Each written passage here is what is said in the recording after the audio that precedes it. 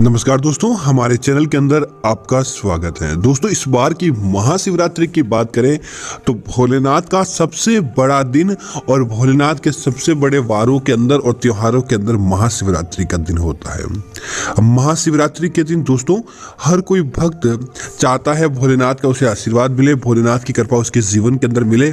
तो दोस्तों, आपको महादेव से जुड़ी इन 5 में से कोई भी एक चीज अपने घर के अंदर लेकर आ जाना चाहिए, ताकि भोलेनाथ का आशीर्वाद आपके घर के अंदर देखने को मिलेगा और साथ ही साथ ऐसा चमत्कार होगा कि साक्षात भोलेनाथ आपके घर के अंदर आकर रहने लगते हैं। अगर दोस्तों मात्र कोई भक्त भोलेनाथ को प्रसन्न कर लेता है, उनका आशीर्वाद ले लेता है, तो दोस्तों वो तरक्की की सीढ़ियां चढ़ने लगता है। उसे अपने जीवन के अंदर किसी प्रकार का कोई कष्ट देखने को नहीं मिलता। देखते ही देखते उसके सारे काम बन जाते हैं और भोलेनाथ का सदैव उस व्यक्ति के ऊपर हाथ रहता है। इसीलिए महाशिवरात्रि से पहले या महाशिवरात्रि के दिन अपने घर के अंदर आप इनमें से ऐसा नहीं कि आप सारी की सारी चीजें लेकर आए, कोई भी एक चीज अपने घर के अंदर लेकर आते हैं तो आपकी किस्मत चमक जाती है। घर के अंदर लड़ाई झगड़ा होना, पति पत्नी के मध्य तकरार रहना हो, ऐसी बातें होती है तो वह भी समाप्त होने लगती है, क्योंकि दोस्तों उन चीजों के अंदर साक्षात भोलेनाथ जी के प्राण बसते हैं, साक्षात भोलेनाथ जी का आशीर्वाद होता है। इसीलिए इन चीजों का विशेष महत्व रहता है और महाशिवरात्रि के दिन इनका महत्व दोगुना बढ़ जाता है। इसीलिए इन चीजों का महत्व होता है और आपको ये चीजें अपने घर के अंदर लेकर जरूर आनी चाहिए। दोस्तों, आगे बढ़ने से पहले आपसे निवेदन है, वीडियो के कमेंट के नीचे जय भोलेनाथ जरूर लिखें और साथ ही साथ वीडियो को लाइक करें ताकि भोलेनाथ का आशीर्वाद आपको मिलता रहे। दोस्तों, बात करते हैं उन चीज़ों के बारे में कि आखिर ऐसी कौन सी चीज़ें हैं जो आपको अपने घर के अंदर लेकर आनी चाहिए, तो जो आपके घर के अंदर पैसों की बरसात करवाती है और आपके जीवन के अंदर फायदा प्राप्त करवाती है। दोस्तों, सबसे पहली चीज़ की बात करें तो दोस्तों भोलेनाथ का प्रसिद्ध और भोलेनाथ का प्रतीक माना जाता है शिवलिंग। महाशिवरात्रि के दिन या महाशिवरात्रि से पहले सोमवार को आप क्या करें, अपने घर के अंदर भगवान भोलेनाथ का प्रतीक छोटा सा शिवलिंग भी अपने घर लेकर आ सकते हैं और शिवलिंग की पूजा अपने घर के अंदर कर सकते हैं। उस शिवलिंग को नित्य स्थापित करें, आप जल चढ़ाएं, धूप दीप करें, बेलपत्र चढ़ाएं और भोलेनाथ की पूजा के अंदर लग जाएं। दोस्तों, आपके जीवन के अंदर देखते ही देखते फायदा देखने को मिल जाएगा। भोलेनाथ का समूचा आशीर्वाद आपको देखने को मिलेगा और उनकी कृपा से किसी भी प्रकार के कोई भी कार्य के अंदर आपको विघ्न देखने को नहीं मिलता है। बस मात्र आप शिवलिंग अपने घर के अंदर लेकर आए और अच्छे रूप से उनकी पूजा करें तो ही आप लेकर आए, शिवलिंग के नियमों का आप पालन करें तो ही आप लेकर आए। दोस्तों, उसके बाद की बात करें तो दोस्तों बेलपत्र, दोस्तों बेलपत्र के अंदर साक्षात माना जाता है भगवान भोलेनाथ निवास करते हैं। जब भगवान भोलेनाथ ने विषपान किया था तब उनको एक तरह से उनके शरीर के अंदर गर्मी पैदा हो गई थी। तब शिवलिंग पर बेलपत्र चढ़ाया जाता है, क्योंकि उन्होंने हलाहल विष का पान किया था। उसके विष को शांत करने के लिए, उनकी गर्मी को शांत करने के लिए बेलपत्र उनके माथे पर ढका गया था। इसी वजह से बेलपत्र के अंदर भोलेनाथ बसते, उनके साक्षात प्राण बसते। इसीलिए आप नियम बना ले कि महाशिवरात्रि के दिन अपने घर के अंदर आप बेलपत्र लेकर आए और बेलपत्र को, और वह भी बेलपत्र कैसा लेकर आए जो भोलेनाथ को चढ़ाया गया है, उस बेलपत्र को आप लेकर आए। साफ पानी से उसे धोकर आपको उसे अपने घर की अलमारी या तिजोरी के अंदर आपको रख देना चाहिए, जो भोलेनाथ को बेलपत्र चढ़ाया गया है। अगर आप इसको लेकर मात्र आते हैं तो समझ लीजिए आपकी किस्मत चमक जाती है, भोलेनाथ का आशीर्वाद आपके जीवन के अंदर बना रहता है और अगली महाशिवरात्रि तक आप इसे अपने घर के अंदर रखिए। आप देखेंगे कि आपके घर के अंदर किसी प्रकार की कोई समस्या नहीं आती। बेलपत्र जब तक रहता है, घर के धन के अंदर बरकत देखने को मिलती है, धन के अंदर तरक्की देखने को मिलती है, पारिवारिक खुशियां अपने आप ही देखने को मिल जाती है।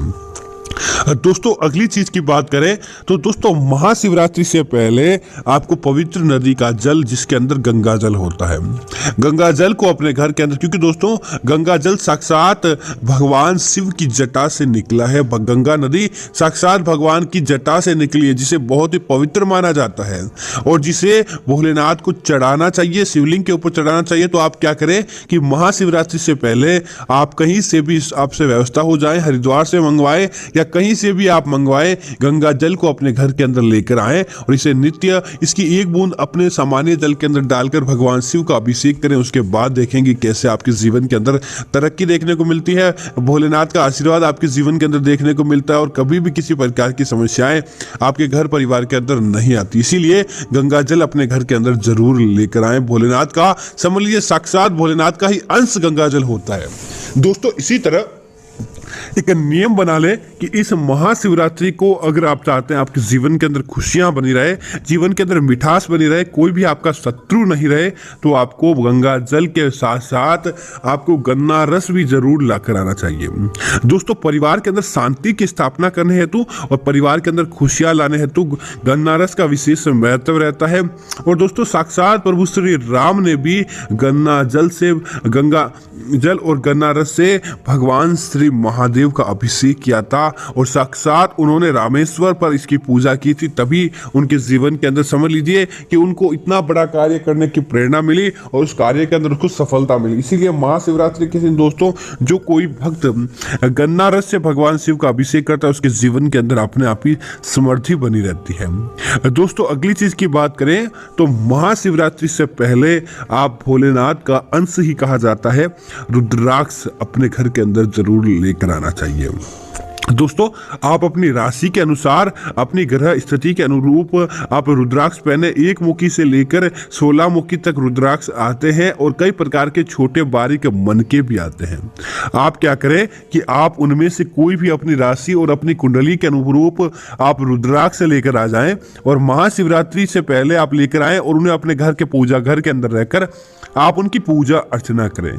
और जब महाशिवरात्रि का दिन आ जाता है तब आप इसे अपने गले के अंदर धारण करें और भोलेनाथ का आशीर्वाद आप मांग लें।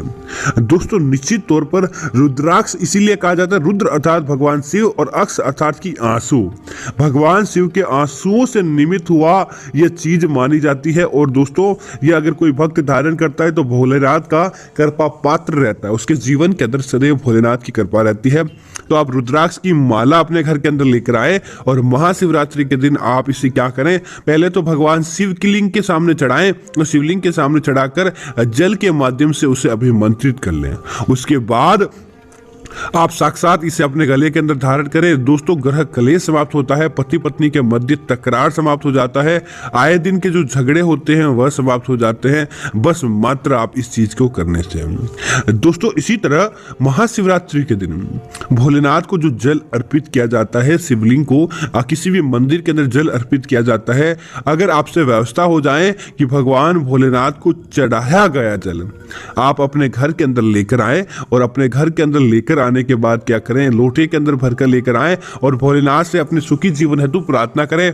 आप उनसे जो भी आपकी विकट परिस्थिति है उनकी प्रार्थना करें। उसके बाद क्या करें, भोलेनाथ से आप आशीर्वाद मांगे और उस जल को लेकर आप अपने पूरे घर के अंदर जो भोलेनाथ को चढ़ाया गया उस जल को लेकर आए और अपने पूरे घर के अंदर उस जल का छिड़काव करें।